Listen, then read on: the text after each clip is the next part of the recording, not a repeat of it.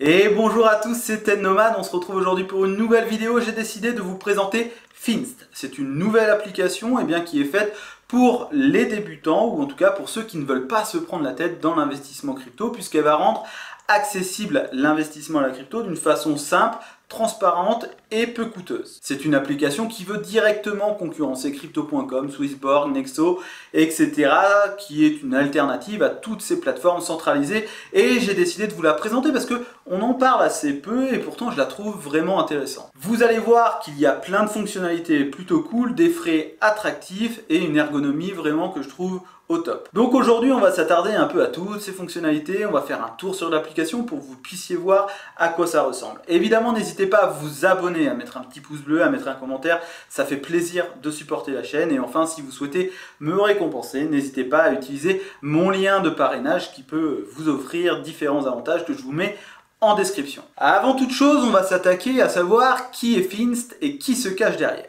Eh bien, c'est une entreprise néerlandaise, pour le coup, c'est pas commun, et qui donc est arrivée il y a peu de temps sur le marché. Et comme je le disais, donc ça a été créé par d'anciens fondateurs, ou en tout cas par d'anciens salariés et cadres de DEGIRO. DEGIRO, vous en avez déjà peut-être entendu parler, c'est un célèbre broker. Donc, ils ont toujours été dans l'investissement et ils ont décidé de simplifier au maximum l'investissement dans la crypto, comme ils l'ont fait dans les actions avec DEGIRO. D'un point de vue réglementaire, ils sont donc basés à Amsterdam, donc aux Pays-Bas, et ils sont donc enregistrés en tant que PSAN aux Pays-Bas, régulé par la Banque des Pays-Bas, qui est plutôt un pays sûr en termes bancaires et en termes de régulation, puisque ça fait partie de l'Europe. Ils ne sont pas encore au point, ou en tout cas à jour sur MiCap. Après les avoir contactés, ils m'ont dit que ça allait être pour 2025, pour pleinement exploiter le potentiel de l'application et les différentes choses. Donc vous savez comment ça se passe en réglementation, ça prend toujours un peu de temps. Mais voilà, il y a une vraie régulation derrière, et vous avez aussi cet aspect sécurité sur lequel il s'appuie, puisqu'il y a cette sorte de preuve de réserve qui est toujours à jour, qui est auditée, etc., qui permet de gagner en confiance pour montrer qu'il ne joue pas avec les différents dépôts des utilisateurs. Avant toute chose, comment se passe l'inscription sur Finst? C'est très simple, comme sur n'importe quelle application centralisée. Vous allez devoir faire un KIC, donner un selfie avec votre carte d'identité, c'est terminé, en 5 minutes c'est joué, et par la suite vous devrez faire un premier dépôt avec un compte bancaire à votre nom. Vous ne disposez pas d'un compte ou d'un IBAN à votre propre nom, vous devez faire un virement avec votre compte, avec une référence. Je vous montrerai tout ça juste après, puisqu'on va s'attaquer maintenant à la présentation des fonctionnalités via directement l'application pour que ça puisse vous parler. On se retrouve donc directement sur l'application pour voir les premières fonctionnalités et vous présenter comment elle marche. Pour moi, quels sont déjà les critères indispensables d'une bonne application crypto quand on débute ou quand on ne veut pas se prendre la tête? C'est qu'il n'y ait pas de fioritures, qu'il n'y ait pas 10 000 choses et qu'on aille à l'essentiel facilement et qu'on trouve tout. Eh bien, moi je trouve que c'est une des meilleures applications pour ça. Pour les premières fonctionnalités, on va voir qu'on peut acheter, vendre, échanger, déposer, retirer en quelques clics tout ce qui est crypto, euro, etc. Tout d'abord, pour déposer de l'argent, eh bien ça se fait sans frais. Vous pouvez déposer évidemment des cryptos, n'importe quel crypto sur le réseau qui correspond, vous pouvez voir. Il y a une centaine de cryptos, on va y revenir juste après. Donc vous pouvez déposer des cryptos ou des euros, soit via iDeal ou Bancontact, mais ça je pense qu'on l'utilise plus aux Pays-Bas. Et vous avez l'histoire virement bancaire, donc gratuit et en moins de 24 heures, où comme je vous le disais, il va vous falloir tout simplement envoyer la somme correspondant sur cette adresse-là, en n'oubliant pas ici la description qu'il faut renseigner dans votre virement en tant que référence. Sinon, ils ne vont pas vous retrouver, ça va être la galère. Donc pensez à bien le faire avec un compte à votre nom. Voilà. Vous pouvez donc aussi acheter des cryptos. Comme je le disais, il y a une centaine de cryptos disponibles, dont les plus grosses capitalisations. Donc ça, c'est intéressant et c'est un vrai plus. Il y a un large choix. Et là où je voulais en venir de suite en parlant de ça pour pas que j'oublie, il y a un côté qui m'intéresse beaucoup, c'est ce côté communautaire. Et ici, je vous le montre ici, vous avez la partie vote. C'est-à-dire que chaque utilisateur de l'application va pouvoir voter pour le prochain listing de crypto qu'il y aura. Je crois que c'est tous les mois, si je ne me trompe pas, mais en tout cas c'est assez régulièrement. Et en votant, après, l'équipe va pouvoir soit coder ou mettre en sorte de faire un listing de cette crypto. Et ça, je trouve ça cool. Vous voyez ici, j'ai voté pour Ondo et Kaspa, et on peut voter à chaque fois pour la crypto de son choix. J'ai aussi voté pour Tao. Donc j'aime bien ce petit côté communautaire qui permet eh bien, de faire évoluer l'application en son sens. Maintenant, si je souhaite acheter du Solana, vous allez voir que c'est très simple. J'ai mes euros, je veux mettre 5 euros, hop, j'achète, confirmer, et voilà, l'ordre est exécuté et vous avez pu acheter vos cryptos. Et par la suite, vous allez évidemment les retrouver dans votre wallet directement ici. Pour vendre, c'est pareil, vous choisissez Solana, je veux vendre le maximum, je mets le maximum, vous pouvez même mettre en euros, et je fais vente, confirmer, et voilà, l'ordre a été exécuté et j'ai pu vendre tout ça.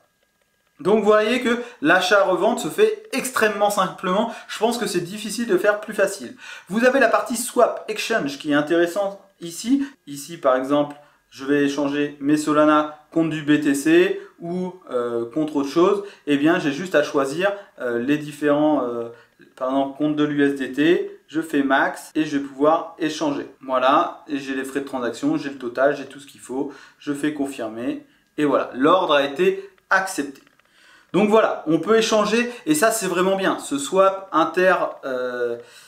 cross-chain, pardon, changer du sol contre de l'USDT, etc. Ça se fait extrêmement simplement. Hein. Vous voyez, il n'y a qu'à sélectionner la crypto et le montant. Et vous pouvez évidemment à tout moment retirer vos euros. Ici j'ai 4,50 € de dispo. Vous pouvez retirer vos euros et vous pouvez retrait de crypto ici que vous pouvez eh bien, retirer sur un wallet non custodial, évidemment pour plus de sécurité. Mais ici, on s'adresse vraiment à ceux qui veulent garder quelque chose de centralisé. À savoir, point d'amélioration pour moi, c'est qu'on ne peut pas déposer ou retirer de l'USDT ou de l'USDC autre que sur le réseau ETH, où les frais sont relativement plus haut que par exemple sur Tron, sur Arbitrum ou encore sur d'autres chaînes où c'est beaucoup moins cher. Et donc ça c'est dommage, j'espère qu'ils vont pouvoir mettre de l'USDT sur différents réseaux, c'est pour moi le petit axe d'amélioration. Maintenant on va s'attaquer à une autre fonctionnalité qui là aussi va au plus simple et à l'essentiel, c'est le stacking. Puisque vous avez de nombreuses cryptos qui sont soumises au stacking et que vous allez pouvoir activer ici. Pour ce faire, vous allez dans Menu, tout en bas à droite, vous avez l'option stacking. Et avant toute chose, la première fois, c'est important, il vous faudra activer ce stacking. Ici, dans Paramètres, vous pourrez tout simplement activer ou désactiver le stacking. Il n'est pas activé de base, donc pensez à l'activer dans Paramètres, ici un peu plus bas du menu. Vous avez l'onglet Paramètres directement. Donc stacking, si je vais dessus, vous allez pouvoir voir un peu comment ça marche. Vous avez les différents cryptos qui sont soumises au stacking, c'est-à-dire avec lesquels vous allez pouvoir générer des intérêts et avec leur taux à côté. À savoir, et c'est là aussi que je trouve intéressant, c'est que ça va à l'essentiel.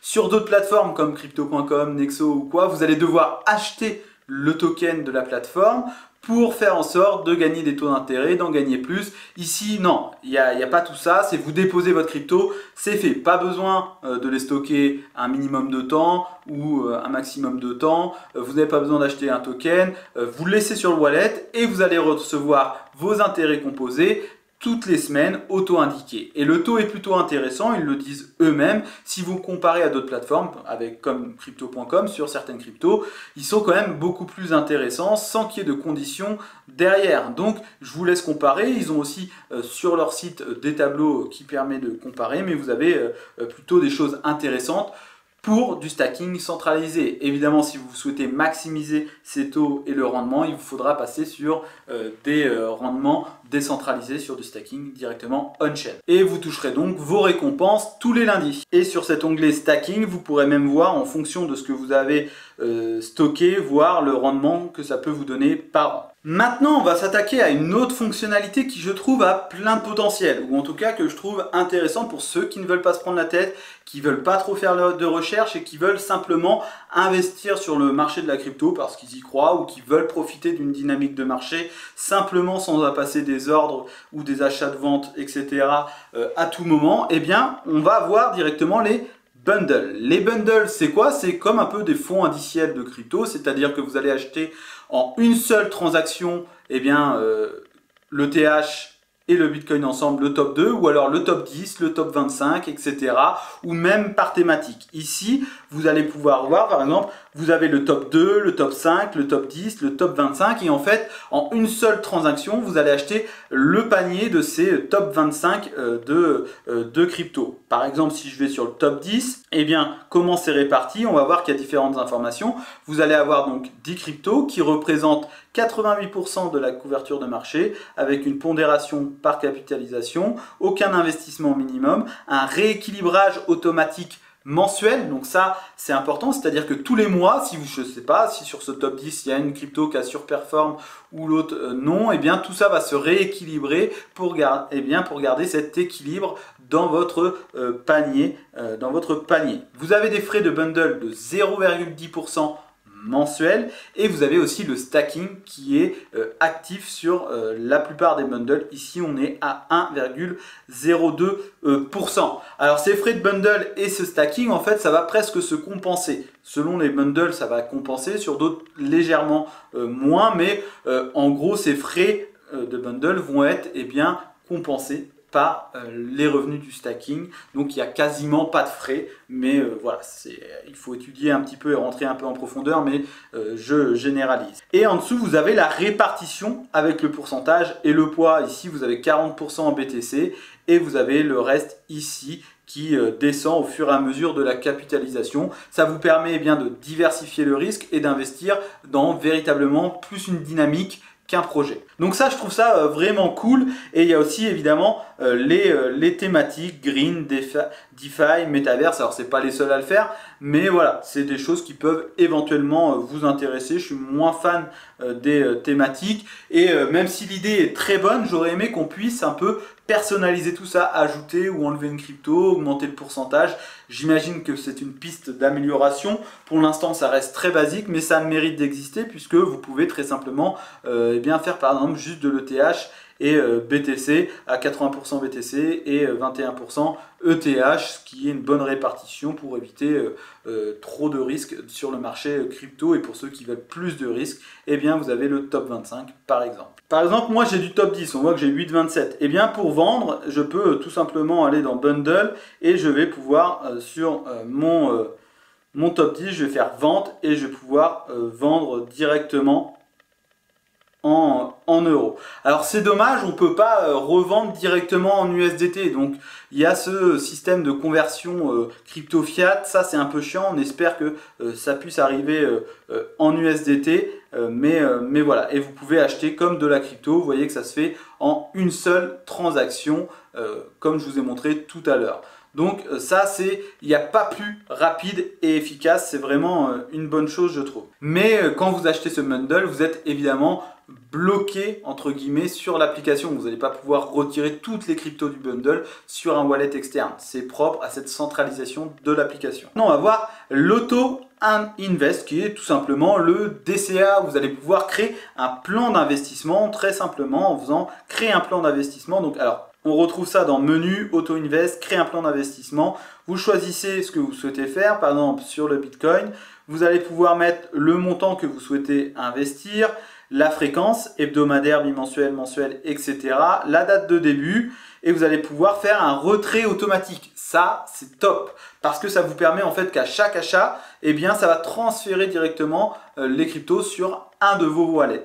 Et pour ça, tout simplement, vous devrez par contre avoir le montant de ce DCA toujours sur votre application, c'est-à-dire que ça ne va pas aller chercher directement sur votre compte bancaire. Il vous faudra déposer, donc vous pouvez faire un virement récurrent par exemple sur l'application et ensuite ce DCA se fera directement sur l'application. S'il n'y a pas le montant, ça ne fera pas le DCA. Et donc vous pouvez choisir cette option retrait automatique si vous le souhaitez, soit vous laissez sur l'application, soit sur votre propre wallet. Donc vous pouvez facilement créer un plan d'investissement sur ça, mais aussi par exemple sur un bundle. Vous pouvez le faire sur BTC, ETH et comme ça marche exactement pareil que sur une crypto. Donc ça aussi c'est une bonne chose de pouvoir faire ce DCA assez simplement et même de pouvoir extraire ces cryptos par la suite automatiquement sur un wallet plus protégé et pas centralisé. Chose que je n'ai pas précisé aussi, c'est que l'application est disponible sur iOS, Apple, mais aussi sur ordinateur. Et franchement, les deux vont super bien ensemble. Vous pouvez être très bien sur ordinateur ou sur mobile et les deux ont une très belle interface. Là-dessus aussi, pour moi, c'est un gros plus. Passons maintenant à une question existentielle qui sont les frais, parce que mine de rien, ces applications centralisées, ça peut vite coûter cher et donc aujourd'hui, on va voir que c'est un de ses atouts, c'est que vous avez une plateforme qui est pas chère. Et d'ailleurs, ils vont le montrer chiffre à l'appui que c'est 80%, 83% moins cher que par rapport aux autres applications. Comme ils le disent ici, ça résume tout. Vous avez uniquement un frais de 0,15%, un tarif unique par ordre. Et ça, c'est un peu comme les Trade Republic, etc., où ils veulent normaliser un peu cette frais pour qu'il y ait un seul et unique coût pour chaque ordre. Et ici, c'est 0,15%. Aucun spread ajouté. Pourquoi c'est important? Parce que par exemple, je prends l'exemple encore une fois, je tape sur eux, mais ça peut être d'autres applications, mais sur crypto.com, vous avez un spread qui est assez important. C'est-à-dire que ça se trouve, vous avez 0% de frais ou 0,1%, vous dites cool, c'est pas cher, sauf que vous tapez un spread de 3%. Et donc le spread, c'est la différence entre le prix d'achat et le prix de vente, c'est-à-dire qu'on va vous afficher que vous allez acheter 100 € de Bitcoin à 62 000 $, alors que le Bitcoin vaut vraiment 59 000 $. Et vous allez avoir moins de Bitcoin qu'avec si le prix était ajusté de façon normale. Je ne sais pas si j'ai été clair, mais voilà, par exemple crypto.com, eux font pas mal de spread parfois et beaucoup d'applications centralisées le font, il faut se méfier de ça. Et j'ai vérifié, il y en a vraiment très légèrement par rapport à d'autres et donc c'est vraiment une bonne chose qu'il n'y ait pas ce spread ajouté. Donc 0,15% par ordre. Les dépôts et retraits gratuits, aucun frais d'inactivité, aucun droit de garde, aucun montant minimum. Donc tout ça, c'est une tarification évidemment qui est top. Vous pourrez comparer ici, par exemple, si vous achetez 100 € de crypto, vous avez les différents frais qui peuvent s'appliquer sur les différentes plateformes qui sont concurrentes comme eToro, Coinbase, Converse, etc. où vous avez plus de frais et voilà, vous pourrez voir ça. Et encore une fois, ici, vous avez ces frais-là sans devoir acheter le token du projet de l'application. Vous n'avez pas de statut à avoir. Bref, ça, parfois, c'est vraiment chiant. Donc là-dessus, au moins, c'est clair, net, précis, peu importe qui vous êtes. Il est donc temps pour moi de vous donner mon avis final sur l'application. Est-ce que c'est la meilleure app révolutionnaire ? Non, clairement pas, mais est-ce qu'elle est vraiment faite pour les débutants ou ceux qui ne veulent pas se prendre la tête?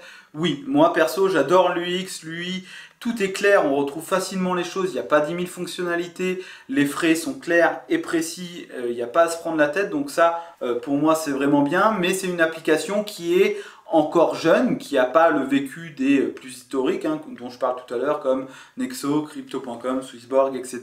Donc il y a toutes ces preuves à faire et cette résilience à montrer. Mais en tout cas, je trouve que c'est une application qui tient la route et qui a un beau potentiel, qui a des fonctionnalités simples mais efficaces, qui vont dans l'air du temps. Il y a cet aspect communautaire aussi que j'aime bien, où on peut voter pour les cryptos de son choix. C'est vrai que ça, c'est une bonne chose. Donc pour moi, c'est vraiment une belle surprise. Je peux reprocher 2-3 petites choses, évidemment c'est pas du tout parfait, on peut regretter le fait de ne pas pouvoir retirer de l'USDT sur un autre réseau que ETH pour limiter les frais. On peut aussi regretter le manque de personnalisation dans les bundles, on aimerait que ce soit un peu plus flexible, et donc ça j'espère que ça va arriver prochainement. On peut aussi regretter le fait de ne pas pouvoir vendre ces bundles en USDT, et voilà, mais en tout cas c'est vraiment une application cohérente, et je voulais absolument vous la montrer, et voilà. Et donc n'hésitez pas à utiliser mon lien de parrainage si ça vous tente. En tout cas,